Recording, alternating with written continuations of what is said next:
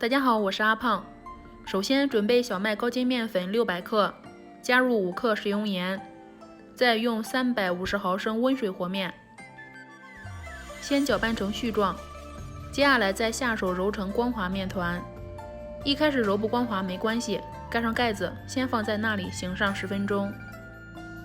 10分钟后再去揉，可以看到能够很快的把面团揉光滑，像这个样子。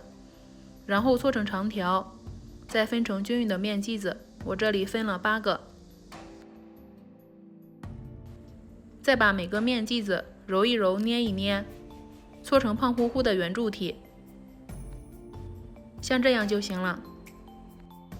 碗中倒入食用油，再把揉好的面团一个一个放进来，刷上食用油。全部做完后盖上盖子，醒面40分钟。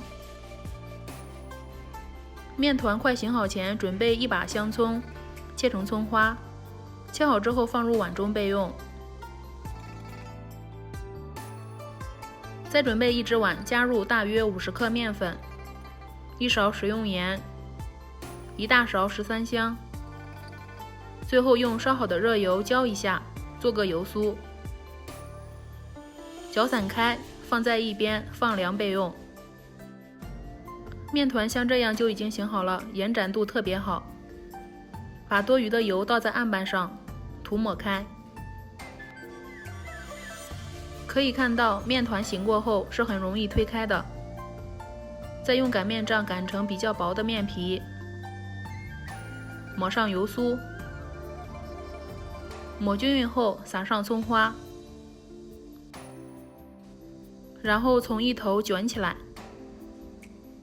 像这样，再用刀从中间对半切开，最后两手反方向把面团扭搓成一条，两头向中间随意的堆起来，再按压成小饼状就行了，放在一边松弛着。然后拿起第一个做好的，用擀面杖把它擀开，厚度约2毫米就行了。接下来可以烙一个，擀一个。电饼铛选择薄饼模式，刷上食用油，放入面饼，合上盖子，焖上2分钟。然后翻个面，翻面后用铲子、筷子来回挤压着饼，多挤压几次，这样它的层次就出来了。可以看到层次非常多。烙至两面金黄就可以出锅了。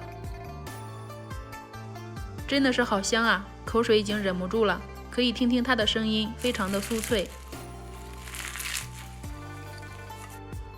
这样做的饼可以看到它的层次非常多，而且又薄，像纸一样，口感又劲道，用来卷菜、卷肉都是非常不错的选择。